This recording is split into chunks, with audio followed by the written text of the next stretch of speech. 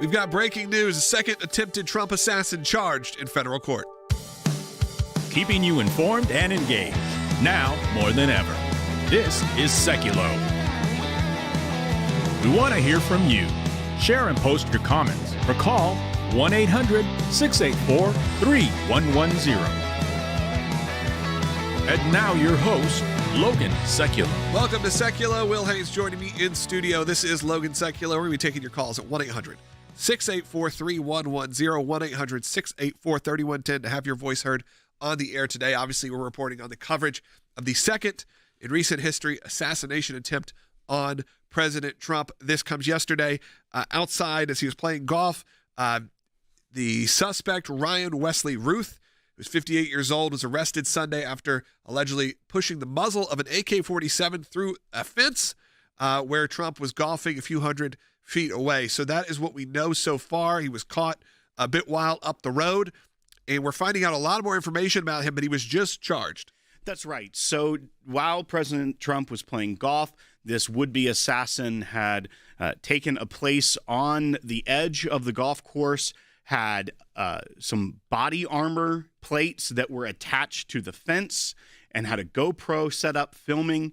And when the Secret Service, who was ahead of the president on the hole ahead of him, noticed the gun barrel, they actually opened fire and engaged the perpetrator, the would-be assassin. He took off running, got in his Nissan, and was able to make it almost 50 miles away before he was caught off I-95. But he has just been arraigned in federal court and currently is charged with 2 gun charges, charged with possession of a firearm by a convicted felon and charged with possession of a firearm with an obliterated serial number. We're going to have some legal experts join us a little bit later in the broadcast to really go through why these are the charges and why not. We have not seen charges yet for attempted assassination or attempted murder, when clearly that was the point. Now, this figure, Mr. Ruth, was well known. This is someone who has done, as recently as last year, was doing interviews with the New York Times, has been a part of or anti-Trump movement over the last few years, claimed to be a Trump voter, by the way, originally, and found himself disenfranchised and eventually what seems to be almost radicalized over the years, including time he spent trying to recruit soldiers to fight in Ukraine. Again, someone who seems like a very troubled individual, but again, known. This is someone who is known. Another one of these examples of someone who is involved in, there's tons of video content. There's tons of interviews with him. There's a lot of content of this attempted assassin. That's right. And as the media likes to talk about people being platformed that shouldn't be, the New York Times focused on him in a profile they were doing of efforts by Americans to join the Ukrainian Legion. That's an international group of people that go and fight on behalf of Ukraine. They platformed him there in that piece. Newsweek did an interview with him on camera. And then this is also another one where, much like the BlackRock ad that had the assassin crooks, it featured prominently the Azov Brigade, which is the Nazi brigade within Ukraine that has gotten so much criticism over the course of this war. They actually featured him in a propaganda piece showing international support for the Ukrainian cause. So once again, someone that wasn't hiding in the shadows, they were hiding in plain sight. And they also were taking talking points from Kamala Harris with tweets like, democracy is on the ballot. Yeah, I think this is when you have those moments where you feel that they are pushing rhetoric too far. This is what happens on either side. Because you start activating people who are not sound and could go and take these kind of measures. And we saw a temporary pushback of that after the first Trump assassination attempt, where everyone said, we got to cool it down, calm it down. That did not last very long, and it certainly did not last during the last debate, as we saw. And there was a moment in that debate where actually, in the moment, I thought, this is a bad idea of what Harris had just said. We're going to play that bite in a moment, because in that moment, I thought this is going to potentially drive more people to do this type of thing, to attempt an assassination. Phone lines are open. I'd love to hear from you and your thoughts on this. 1-800-684-3110. Jordan will be joining us in the back half, as well as Mike Pompeo. So we have a packed show today. We'll be right back. Second assassination attempt on former President Trump. A man is in custody after the Secret Service spotted someone with an AK-style weapon yesterday at Trump's golf course in West Palm Beach. It happened between the 5th and 6th holes, and Trump was around 300 to 500 yards away.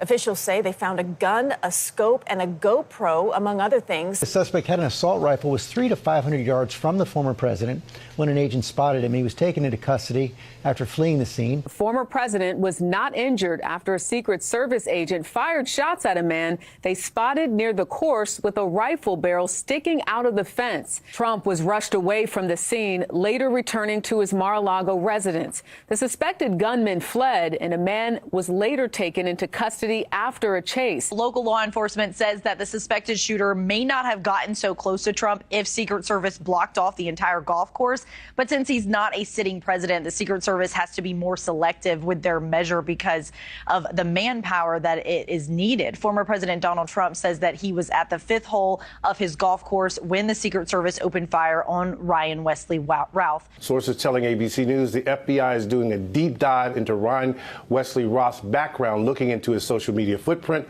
recent travels, and whether he has a criminal record. We need more resources. We need to clean house in terms of leadership. The protective detail are great Americans. And if we don't change the way we protect our senior officials, we're making a mistake. Vice President Harris and Mayorkas have been a lot of talk or minimal talk and absolutely no action. Truly nothing has improved for the president's safety under these very high-risk situations. Look, this is a serious threat, not only to President Trump, and as we can see that, but to our so-called democracy.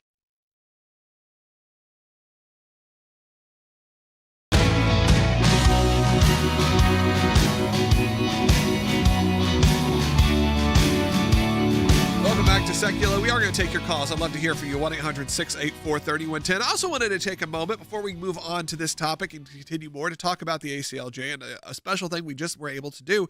We just got to authorize, which is if you become an ACLJ champion, if you've ever considered becoming an ACLJ champion, that's someone that gives on a monthly recurring basis. Starting today, and we just got this authorized, when you become, because of great members, when you become an ACLJ champion, every new champion, your first gift will be doubled. So that means there'll be someone ready to match it on the other side. This case and all the cases we have coming up, and I'm going to tell you about one of our new cases coming up in the next segment, is going to require a lot of manpower. We got a lot of work to do right now. Go to aclj.org/champions, and your first gift, again, will be doubled. This is a pretty great moment, a very cool new feature we're able to offer for all brand new ACLJ champions. So we encourage you right now to do that. Now we're going to continue on this conversation about the Secret Service and their response over the second Trump assassination attempt. We know in the moment they shot at this suspected assassin, and he fled immediately. They were caught him, miles up the road. They were able to finally apprehend him. Again, someone I believe he eventually almost pulled over, turned himself in some ways, what it sounds like. But it does bring up a lot of red flags to wonder what's happening here. That's right. And as we mentioned also, this is someone who has a criminal history, as one of the charges was charged with possession of a firearm by a convicted felon. About 20 years ago, he was arrested after he was stopped in a traffic stop and then fled from officers and then barricaded himself in a business for 3 hours with a fully automatic machine gun. And that machine gun was listed in those charges against him as assault, possession of a weapon of mass destruction. Now, we're unsure if he served jail time or any of that, but he was convicted on those charges, so he is a convicted felon. And once again, he had a weapon, an AK-47 style rifle, and is now charged with possession of a firearm by a convicted felon, as well as possession of a firearm with an obliterated serial number. They've said that they have now sent that rifle to Quantico to try and decipher the portions of the serial number that have been scratched off to try to see if they can trace it and understand the history behind this firearm and where he obtained it. But as of right now, there's a lot of questions that are floating out there about how he was able to get so close to the former president, how he was able to mainly travel back and forth to Ukraine and be involved in this operation to try and fight on behalf of Ukraine. He had said that he was willing to die for the cause of Ukraine. And we see as well what he wasn't charged with. And our attorneys have been getting us information on this. There is a 18 U.S. Code 351, which is titled Congressional Cabinet and Supreme Court Assassination, Kidnapping, and Assault Penalties. And it specifically lists a major presidential or vice presidential candidate as a member of this category. And then if you go down to subsection C, it's whoever attempts to kill or kidnap any individual designated in subsection A of this section shall be punished by imprisonment for any term of years or life. He was not charged with this by the Department of Justice. Now, I've been talking with Jordan. He is in D.C., and he'll be in the studio in the back half of this show. He is headed straight to the studio from the airport. He's up there for some meetings.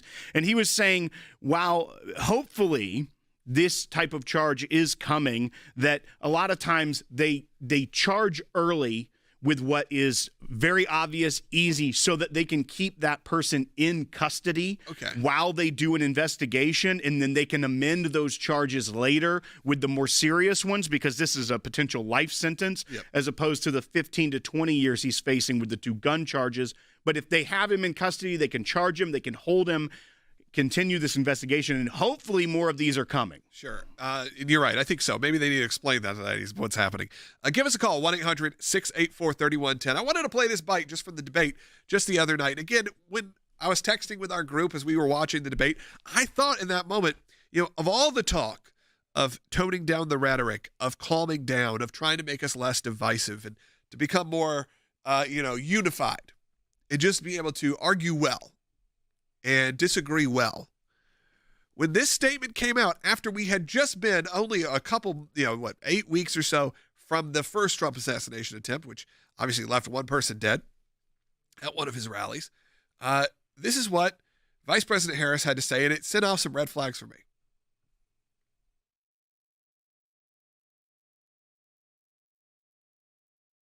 There in just a minute, but what I was mainly referring to was a moment in that debate where specifically she said for liberals, for Democrats to go to, do we have the bite? We're going to find out here. To go to Trump rallies, to go there and to see what it's like in person. And we know that though in that moment, sure, it may sound like she's like, we have these, situations here. I'll read what it said. I'm going to do something actually really unusual. This is what she said. I'm going to invite you to attend one of Donald Trump's rallies. And we can play the audio for people. Okay, let's take a listen. And understand, this comes at a time where the people of our country actually need a leader who engages in solutions, who actually addresses the problems at hand. But what we have in the former president is someone who would prefer to run on a problem instead of fixing a problem. And I'll tell you something, he's going to talk about immigration a lot tonight, even when it's not the subject that is being raised. And I'm going to actually do something really unusual, and I'm going to invite you to attend one of Donald Trump's rallies, because it's a really interesting thing to watch. You will see during the course of his rallies, he talks about fictional characters like Hannibal Lecter. He will talk about windmills cause cancer. And what you will also notice is that people start leaving his rallies early out of exhaustion and boredom. Enough here. What I was really just trying to focus on was that soundbite of saying, hey, I encourage you all to go out to rallies. You know what that does? That to me, that signals a lot of people who maybe not be of clear mind to go and take action like this. And sure, this one was not at a rally, but the last one was. And you can't tell me that they don't write these statements for people, that these are not off the cuff, and you don't think for a moment this could engage in bad behavior. That's right. And you mentioned earlier that for a time we did see a very short, brief time, a cooling of the rhetoric where there weren't as many people calling him directly Hitler, but they were, Hitler adjacent for their rhetoric for a time. But then they immediately ramped up that he's a threat to our democracy, a danger to our democracy. He must be stopped. It was the exact same rhetoric that we criticized them using before the first assassination attempt, and they went right back to it. And they keep telling, in this case, deranged people that he is a threat to them, a threat to democracy, and he must be stopped. Not he must lose. He must be stopped. That tells people that are already inclined to this sort of deranged behavior, it's granting permission to some degree of when you hear that rhetoric, it can set in motion things like what we saw over this weekend and just 8 weeks prior, where someone decides, I'm going to take this in my own hands and I'm going to be the hero. That isn't the answer. And when you comb through his social media posts, he says things like your campaign should, he was talking to Biden and to Harris, the campaign should be called something like KADAF, Keep America Democratic and Free, and democracy is on the ballot. We cannot lose. We cannot afford to lose. Or we can't afford to fail. The world is counting on us to show the way. These are the type of situations when you have people who are willing to take what you're saying, though it may be, verbose. It may be this, you're talking, puffing everyone up. But there are people who will take these moments literally. Like Will said, when you say democracy is on the ticket, and that this could be the end of our democracy as a whole. If he becomes president, that becomes a big issue. Now, look, I would say the same on both sides here. I don't think that, obviously we're seeing it more on one side right now, but I would love to see a place again where you could have these debates, where conversations can happen, where people can argue well and have these discussions. Sadly, we're not there right now. Some of it is the birth of social media. I really think that it started this split where you can't have those conversations because it's very easy to hide behind a keyboard. It's very easy to spew hate on either side because you don't feel like these people are real. They become faceless individuals. I felt that before. My family has felt that before. That's what happens time and time again. So I encourage you to take a breath before you obviously post, before you say something insensitive. Look, we had, who was it? Vindman's wife? Right. Who said something like, no ears were harmed during this assassination attempt. Ha, ha, ha. Go about your Sunday. Yeah, and then had to apologize. Why? Because if you took 3 seconds before you click post, you would realize, 1, why do I need to weigh on this? And 2, you're saying something that is offensive, and mean, and again, it is just part of the problem. I'd love to hear from you. 1-800-684-3110. Give us a call. Again, excited to announce the new ACLJ champion starting today. If you become a brand new ACLJ champion, if you're a donor already, that's fine. But if you sign up and become an ACLJ champion, that's a monthly supporter. Your first donation, whatever you decide that to be, it could be $5, $10, $500, whatever it is, it becomes effectively doubled because we have someone ready to match your initial donation, your initial ACLJ championship sign up. So it's really great. I was excited when they told me about this morning that we can get this approved. So I'm encouraging you right now, go to aclj.org, scan the QR code. Overnight, the FBI continued an intensive investigation into the man detained as a suspect in what is being described as a possible assassination attempt against former President Trump. Sources telling ABC News the FBI is doing a deep dive into Ryan Wesley Roth's background, looking into his social media footprint, recent travels, and whether he has a criminal record. After a Secret Service agent fired multiple shots at the man, forcing him to flee.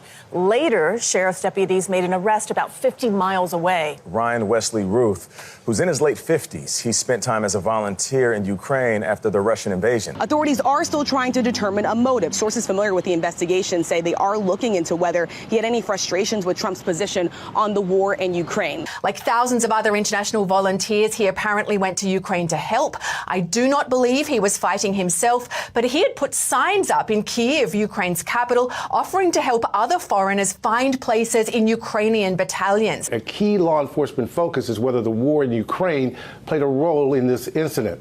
Authorities have a number of concerns, among them that the suspect clearly had some sense of Trump's schedule and was able to position himself in a dangerous spot that overlooked where Trump was golfing. I've met American volunteers everywhere from Syria to Ukraine. Some are experienced soldiers and very clear about the dangers they're facing. Others seem less well informed and their motivations can be quite confused. He echoed the anti-Trump rhetoric used by Vice President Kamala Harris and President Biden. The Federalist writes today that even after President Biden said, let's lower the temperature after the Butler shooting, what we have is just more of the same, with lots of smears from the Democrats calling Trump the next Hitler, a threat to democracy, primary spreader of fascism, and an existential danger to the nation.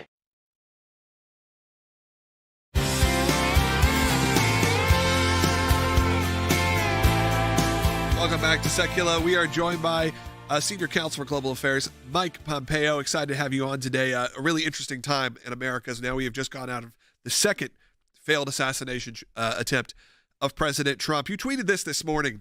You put, one thing is beyond clear. President Trump is not getting the protection he needs, and there needs to be a full investigation.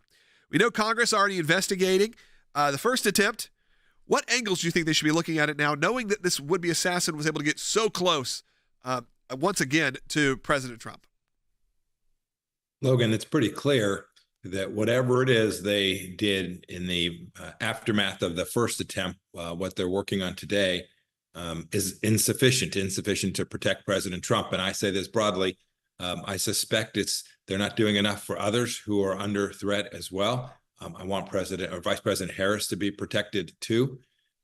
When someone can get, after you've had a first assassination, when someone can get within several hundred meters of the former president at a private golf facility, that is a demonstration of a failed leadership and process inside the Secret Service, inside DHS, and frankly, ultimately, the responsibility falls to President Biden. This is not about politics. This is about the fundamental obligation to have a candidate for president of the United States be able to go out, campaign, live his life, have his family live their life, and do so without the risk that some crazy guy or someone who is acting on behalf of a foreign government, either way, or a terrorist, befalls our nation with an absolute tragedy. I'm so happy President Trump is safe.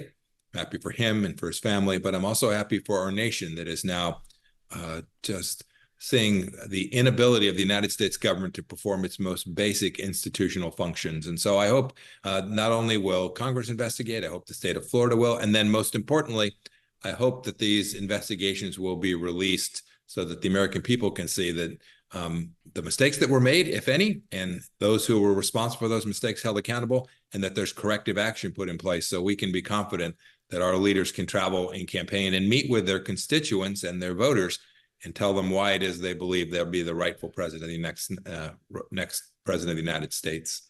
Mr. Secretary, we saw last week Senator Blumenthal tell members of the press that, quote, the American people are going to be shocked, astonished, and appalled by what we will report to them about the failures by the Secret Service in this assassination attempt. That was obviously just a few days before this second potential attempt. But to see his outrage from the Democrat senator from Connecticut about the details they were finding out, how important do you think it is for the Senate to release what they know now to the American people? We're overdue. Whatever it is they know, whatever he said, shocked, appalled, amazed us, or would, we need to know. Go ahead, shock us, appall us, amaze us. We need to see what failures happened there in Pennsylvania. We now need to see how this happened in Florida. And then, most importantly, while we have a right to know, the government has a duty to fix this. And I'm going to guess that some of the same failures that were in place in Pennsylvania, I think we're going to find those same kinds of failure of communication and the like here. I have no inside information, but when you see someone get this close and get this close, not only physically, but to actually executing an assassination, these are institutional breakdowns of the highest order. Let's also talk a bit about the rhetoric, because I think this has been something that has come up. The conversation keeps happening. When the first attempt happened, the idea from the Biden administration even was to tone everything down, to calm everything down. We need to quit talking the way we're talking. We need to quit. We need to be able to, like I said, argue well, have conversations, actually be able to work with each other and live with each other if we have differences in political opinions, and not take everything to these extreme measures. We saw that for very, very briefly. Very briefly was it dialed down, and maybe from both sides, but it was not dialed down near what it probably should have been. And we saw that rhetoric even get elevated in the last debate. And I talked about this a little bit earlier in the broadcast. I mean, there was a moment even where Vice President Harris said, if you don't like Donald Trump, I still encourage you to go out to, loosely quoting, to go out to his events so you can see it for yourself.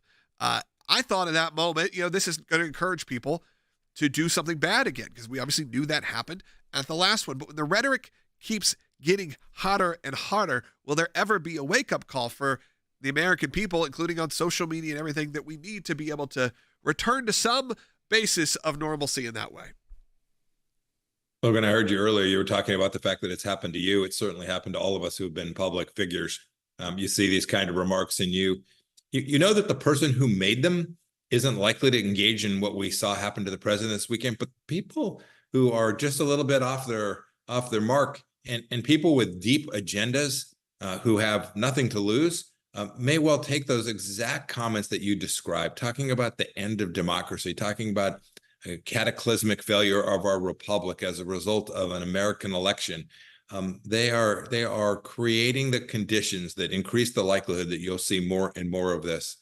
Logan, I also was happy with the things we saw President Biden and Vice President Harris say in the aftermath of the incident yesterday. But what will be truly telling is what they say in the days and weeks ahead. Do they continue to condemn this? Not just political violence, but those who are out there speaking in ways that encourage it, or at least may give some hope that they will be seen as martyrs and heroes if they do what this gentleman tried to do just yesterday. And Mr. Secretary, final question for you today, and this is about the debate last week where Vice President Harris claimed that there was no active duty personnel deployed to a war zone, and ABC declined to real-time fact-check her on that one, as they did many of the things that President Trump said. But social media quickly rose to the occasion, including some members of the military posting videos from combat zones and conflict areas around the world saying, well, where are we if we are not here? Do you think that, one, the Harris campaign thought that they could sell that line to the American people, and two, is that a disservice to the men and women that are fighting so bravely?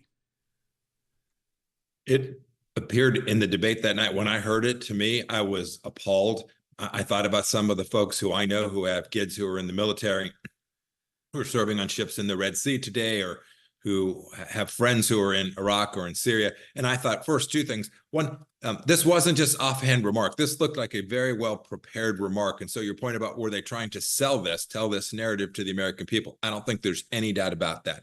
So giving her some excuse that she was ignorant, she was unaware that we had service members today, even today, as we sit here today, whose lives are at risk in combat zones across America, I think was something that was a fundamental mistake, because not only does it diminish the service of these, but think about someone who's contemplating going to the Marine recruiter station and signing up saying, take me. If you've got someone who might become commander-in-chief saying, we're not going to consider a threat to your life as being real combat, or we're going to pretend that it's not so. We're going to risk your life, but not honor your service. I think that is a check mark against her being prepared to actually lead America's military and be our commander-in-chief. And I think they hoped this would not get fact-checked. It didn't. I was happy to see Martha Raddatz on her very same network fact-check it yesterday. And then I hope the two who didn't fact-check it will come out and put out statements saying, hey, we screwed up. We got it wrong. We didn't know. We didn't react fast enough. All of us have an obligation. When we get it wrong, go fix it, make a public apology, square it up. That is the least that the two of them that night, who failed America so badly in the moment, have an obligation to do. Secretary Pompeo, it's always great to have you on and get your perspective. I really appreciate it, especially on days like today.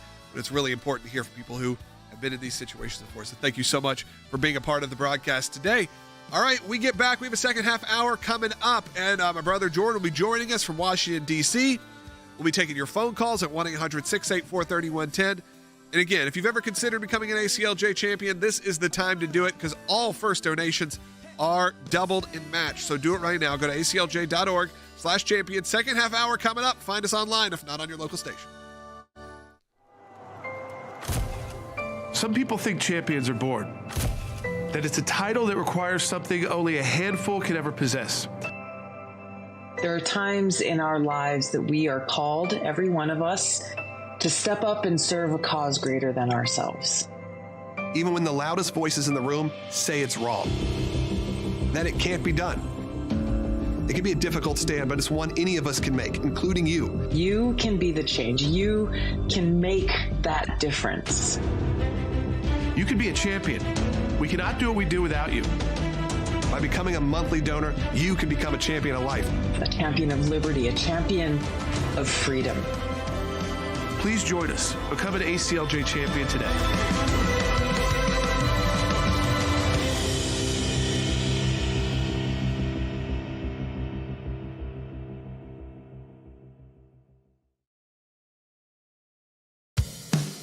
Keeping you informed and engaged, now more than ever.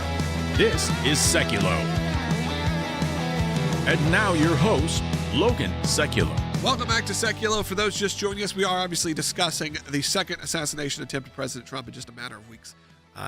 Another sad day, but another time when we can be thankful that nothing, obviously the first one, someone died in a horrific moment. This one, Secret Service did maybe a little bit better of a job and actually stopped this shooter from actually taking fire at President Trump only a few hundred feet away. And this comes, again, they took fire on the attempted assassin, and we're able to apprehend him down the road. We do know now that he has been charged with a few counts. So we know he's been charged on gun-related charges. We are hoping, in looking at least, that there will be more charges ahead, attempted assassination, so on and so on. But right now, it's charges that are gun-related. That's right. And there's actually a question coming in from Joanne in Ohio on line 3 about state charges. Joanne, go ahead. You're on Seculo. Well, I heard earlier today, by the way, hi guys, thanks for taking my call. I heard earlier today that Florida is doing their own investigation, and I think they need to maybe hold back what they learned and see what the FBI comes up with in the Secret Service. I'm curious. I'm not very trusting of either agency at this point. And I just wonder if maybe there could be some state charges that have more teeth. So, Joanne, as far as state charges go, yes, I did see that Governor DeSantis said that they are going to be also doing an investigation on the state level.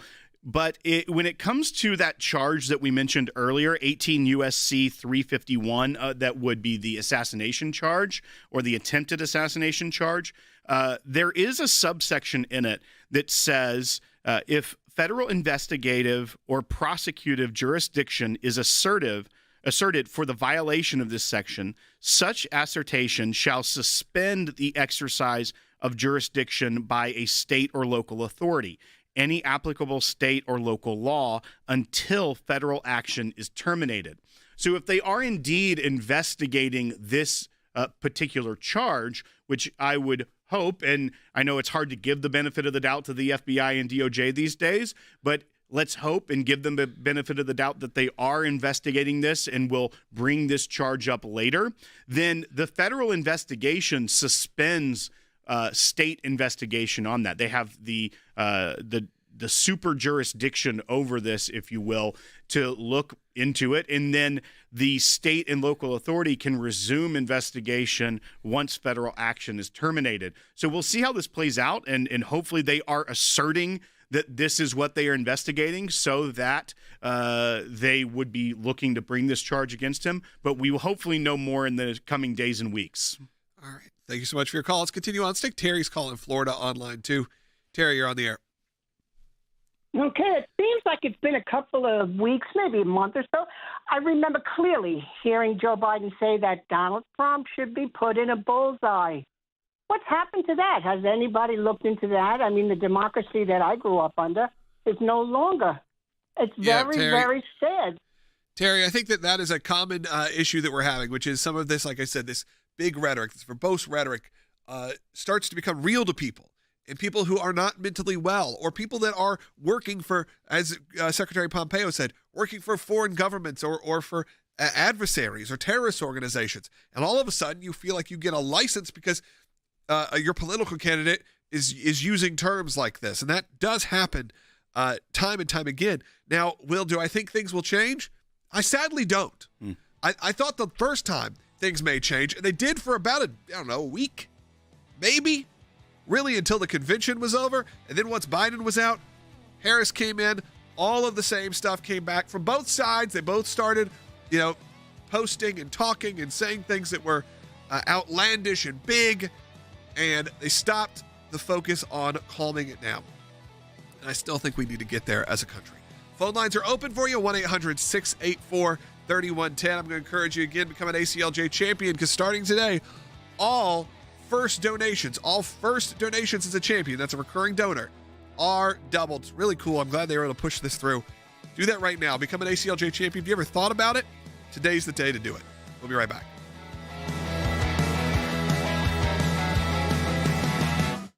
We have a brand new case. Timestamp delivery to the U.S. Supreme Court last night at around 10:14 p.m. Eastern Time. We say we want to defend your right to vote. We want to defend election integrity.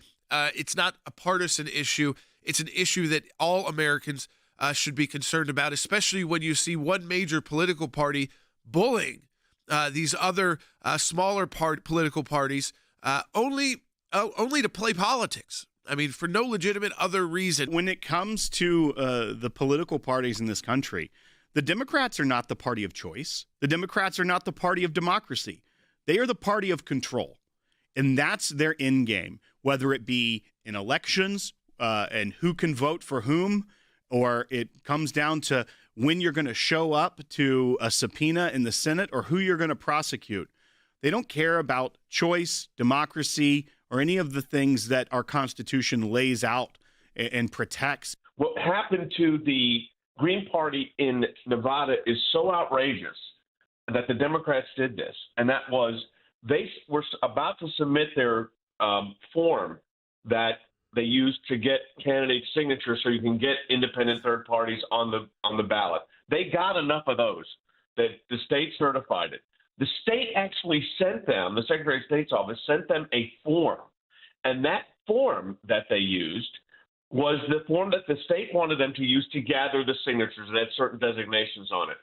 They used that form. They originally were going to use a different form, but they used that form, and then when they turned it in, the National Democratic Policy Committee files a lawsuit, and the court says, oh, yeah, the form that the state told you to use, that was the wrong form, therefore you're off the ballot. You talk about outrageous.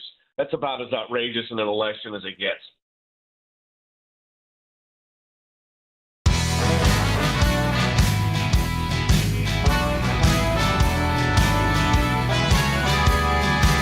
President Biden just said the Secret Service needs more help.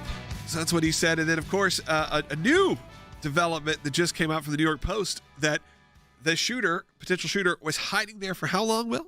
So the federal prosecutor said Monday that he hid on the golf course for nearly 12 hours before the apparent ambush. So once again, it goes to the question of resources and security for the former president. If he's about to go play golf and they're not doing a full sweep of this golf course, that brings to mind, where are the resources if they aren't able to do this? And if they have the resources, aren't doing it, why are they not doing this? This is an open area. Now, it's obviously there's fenced off. It is a private golf course, but at the same time, it is out in the open. Are they checking vantage points? Are they checking the fence line? Clearly not. If he is there for 12 hours, he's set up in a sniper's nest of sorts with body armor plates on the fence to protect him, a GoPro positioned so that he could film his potential assassination or his assassination attempt. And then he fled and got almost 50 miles away before he was apprehended. And there was one commentator, it was an FBI analyst that was on one of the news networks earlier, that said the fact that he was allowed himself to be taken into custody probably shows that he is even more politically motivated than the first assassination attempt, because many times you see someone that fails or doesn't get away with it, they end their life in the pursuit. But he allowed himself to be taken into custody by the authorities in Florida. It brings up a lot of questions about the protection of the former president. That's right. Jordan's going to be joining us here in just a second from Washington, D.C. We'll get it clear when he is ready, because I want to get his point of view. Jordan, are you there? Yeah, I'm here. All right, so obviously this has been a big news story as we've been talking, and of course more things are coming out, like the fact that the shooter looks like he was there for 12 hours waiting. So all of these moments keep building. Yeah, I think that the fact that the shooter was there for 12 hours and that no law enforcement, no Secret Service noticed that this individual, they didn't do a pre-walk of the course to check the holes, to check who was, maybe waiting in the holes or had left anything that could be dangerous for the former president of the United States. You'd think this would just be like kind of common sense security when you think about the amount of individuals that are involved when the former president makes any kind of movements.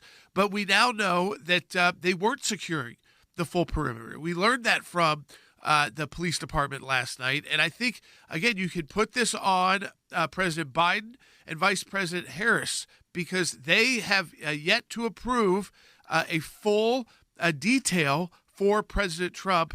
And we're getting, 2 months out before an election, less than that. And yet he doesn't have a full detail as he goes around the country. And he's had a second assassination attempt by a very different kind of assassin. This one obviously motivated more politically by Ukraine.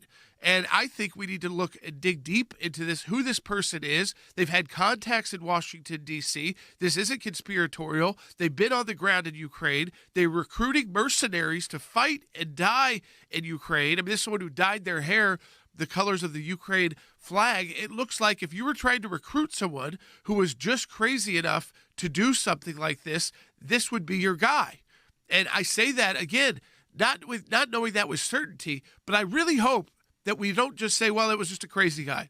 This we need to look at a step further because he's connected to a foreign war, and he believes that President Trump would not be good for the Ukrainians, even though we're pretty confident that if President Trump was in office, the Ukrainians would stop being killed. But we've learned now recently is that the Ukrainians want to go deeper into Russia and continue this conflict. Donald Trump does not want to see that happen. Many on his team don't. RFK Jr. talked about that as well. So I think we've got to really investigate this to see the international connections. Was this person prodded on by someone connected to a pro-Ukraine movement? And Jordan, what we're seeing as well, and you and I played this on the broadcast last week where Senator Blumenthal was appalled at what they had received in the Senate briefing from the failures of the first assassination attempt. But you are seeing some level-headed members of Congress that are Democrats. Ro Khanna actually put out a very strong statement about this cannot be happening. But I also want to play this for you from Jared Moskowitz, longtime friend of yours, and has been an outspoken member of Congress, sometimes in the face of his own party when it comes to certain things. But I want to play this bite from Jared Moskowitz and get your response. Bite 13. I've talked to members of both parties, and people just don't get it. They don't understand how we're in this situation for a second time. It is shaking the confidence, quite frankly, in our institutions. And that is something that's hard to explain to the American people. So, Jordan, he's laying it out there. It's shaking the confidence in our institutions. What are your thoughts? Yes, and that damages America domestically. It scares Americans because, one, this can put a chill on the events that President Trump holds. The idea that if you're somehow around President Trump, you're not going to be as safe. So that's why President Biden, Vice President Harris, and the Democrats in the House and the Senate better come together with the Republicans and make sure he's got a security detail that's up to the task these final weeks of the presidential campaign, because that is not how we want American politics run, is that we have to be afraid to attend political events. Secondly, and I think that bigger point from Jared, which I totally understand, I appreciate his comments as a good friend, is that when people look at us abroad, it's not that America is always going to be perfect. We've had assassinations before, unfortunately, because we balance the idea of liberty in America with giving up some security.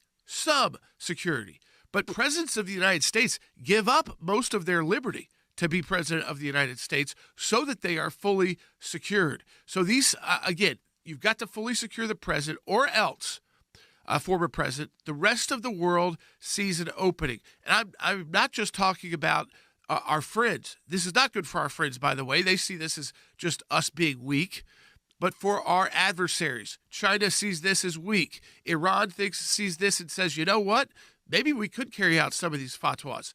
if it's so easy for these other individuals to get close to the president, if we had people that were really dedicated to doing and carrying out these attacks. So that's why we've got to fix this immediately, and it's got to be fixed before President Trump is back in office. It's got to be fixed starting today, starting right now. We don't have time just to review it. Changes have got to be made. Jordan, I wanted to get a quick update from you also because I know there was some movement in the Green Party case, and I think we need to give people who maybe didn't see Friday's show a bit of understanding of what this is. We have about 3 minutes in this segment. We can talk about it a little bit more. But I know there was an update on that, what it is and why we're involved. Because I saw some of that commentary also coming through of why is the ACLJ getting involved in this? Why is the seculars getting involved in this? So I'd love to get your thoughts on just the general topic and then the big update that just happened. Sure. I mean, obviously, in the Green Party case, we got involved because of the right to vote for all Americans. It is the same reason we got involved in the 14th Amendment cases. It was not to make anyone vote for President Trump. It was to make sure that the leading candidate there in the Republican primary was on the ballot and had done everything right to be on the ballot. The Green Party in Nevada had done everything right as well. They followed everything the Secretary of State told them to do. And then the Nevada Democrat Party came in and said, and by the way, that's a Democrat Secretary of State. They gave you the wrong form. The form you actually proposed to the Secretary of State was the right one. So you need to be taken off the ballot. There's no time to correct it. They won at the trial court. They lost at the Nevada Supreme Court. We appealed because we believe this is wrong. This is not how America should run. Democrats try to take away your choice, whether it's Republican or the Green Party. So we took it to the U.S. Supreme Court, asking for a stay, but also to vacate or take up the case on cert. And immediately, Justice Kagan has asked for a reply in the case tomorrow by the Nevada Democrat Party. So again, today is a federal, Columbus Day, federal holiday. So we are going to have a reply in that case by the Democrats, by the Secretary of State, as early as tomorrow on why they want to take away Americans' right to vote for the candidates of their choice. Isn't it interesting, Logan? In every one of these battles, we're fighting Democrats and their allies, whether it was the 14th Amendment or it's for the Green Party. It's the Democrats trying to take people off the ballots. It's us and conservatives standing up for people's right to vote. Reactions from people like RFK, and they're joining that. And right now, you've seen the political environment. It's more volatile than ever. First, obviously, they tried to take President Trump off the ballot. Now they're trying to get the Green Party off the ballot. We defeated the first one at the Supreme Court. Now we filed a lawsuit, again, to remove or to fix this problem. We're taking urgent action right now. And again, we were able to get this approval, and I'm really excited about this today. I want you to become an ACLJ champion. Month after month, our dedicated champions keep us in the fight. And in order to help us in this big case, we need you more than ever right now. So if you've ever considered becoming an ACLJ champion, that's someone that gives on a monthly recurring basis. Starting today, when you become a new ACLJ champion, that recurring monthly donation, your first gift, will be doubled. This case will require a lot of manpower and a lot of champions who need to help us out. So right now, go to aclj.org/champions. Take your phone calls. Coming up in the next segment, 1-800-684-3110. Second assassination attempt on former President Trump. A man is in custody after the Secret Service spotted someone with an AK-style weapon yesterday at Trump's golf course in West Palm Beach. It happened between the 5th and 6th holes, and Trump was around 300 to 500 yards away. Officials say they found a gun, a scope, and a GoPro, among other things. The suspect had an assault rifle, was 300 to 500 yards from the former president when an agent spotted him. He was taken into custody after fleeing the scene. The former president was not injured after a Secret Service agent fired shots at a man they spotted near the course with a rifle barrel sticking out of the fence. Trump was rushed away from the scene, later returning to his Mar-a-Lago residence. The suspected gunman fled, and a man was later taken into custody after a chase. Local law enforcement says that the suspected shooter may not have gotten so close to Trump if Secret Service blocked off the entire golf course. But since he's not a sitting president, the Secret Service has to be more selective with their measure because because of the manpower that it is needed. Former President Donald Trump says that he was at the fifth hole of his golf course when the Secret Service opened fire on Ryan Wesley Routh. Sources telling ABC News the FBI is doing a deep dive into Ryan Wesley Routh's background, looking into his social media footprint, recent travels, and whether he has a criminal record. We need more resources. We need to clean house in terms of leadership. The protective detail are great Americans. And if we don't change the way we protect our senior officials, we're making a mistake. Vice President Harris and Mayorkas have been a lot of talk or minimal talk and absolutely no action. Truly nothing has improved for the president's safety under these very high-risk situations. Look, this is a serious threat, not only to President Trump, and as we can see that, but to our so-called democracy.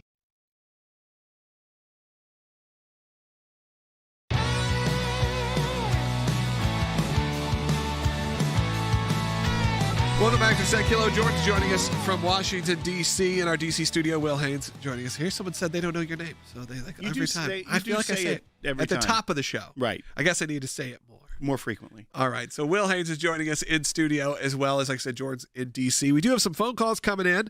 And again, an update on that Green Party case. There is the big update coming from that is that, Jordan, maybe you could give it again. They need a response in by tomorrow from the other side.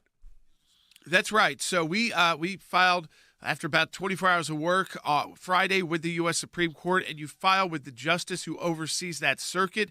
That is Justice Kagan. She got our filing representing, again, the Green Party, and immediately sent out an order requesting the additional parties that we were up against in this case. Think about it. We're the ones fighting for the right for the Green Party to be on the ballot so people can vote for who they want to after they got all the petitions they needed to get to be signed. And it is the Nevada Democrat Party who, on the last day they could, filed a lawsuit to prevent the Green Party from going on the ballot, saying they used the wrong form. The Secretary of State messed up. And now the Secretary of State has acknowledged they've messed up, but they're a party to this suit as well. So we're going to see a response from the Nevada Democrat Party, and I would expect the Secretary of State. It'll be interesting to see what the Secretary of State says. But this was a move, Logan, so clear by Democrats to play politics with who gets to be on the ballot. Yeah, and I also wanted to give an update. They've just released some body cam footage of the attempted assassination attempt, so you should take a look at that when the show is over. It's pretty interesting to watch all that kind of went into this. Really another historic moment, another moment that we're going through and having to figure out how we kind of weigh our way through. There's some calls coming in. I want to go to John, who's calling in Texas. And then if you want to be on the air, we got a couple lines open right now. 1-800-684-3110.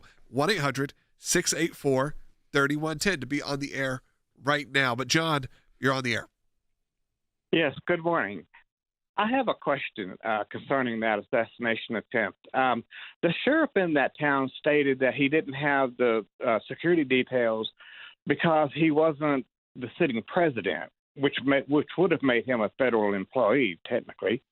But the fact that he didn't have, and he's not the sitting president, wouldn't that give Ron DeSantis the authority to take that case? That's the first question. And the second one is because I'm afraid that if he doesn't take that case, we might not really know who this person is or what his problem was or why he did that. Right. I think, Jordan, maybe you could follow up with that, the legal ramifications of that. Yeah, I think, listen, this is going to be a federal case because President Trump is a federal candidate, and he is the issues that were involved Secret Service federally. Now, again, who gets charged and how they get charged, I think will come under both federal and potentially state law. But the federal charges usually kind of trump the state charges. They go ahead first. That doesn't mean there couldn't be state charges. To find out, it's not too hard to piece together, though, if what we've seen online is correct.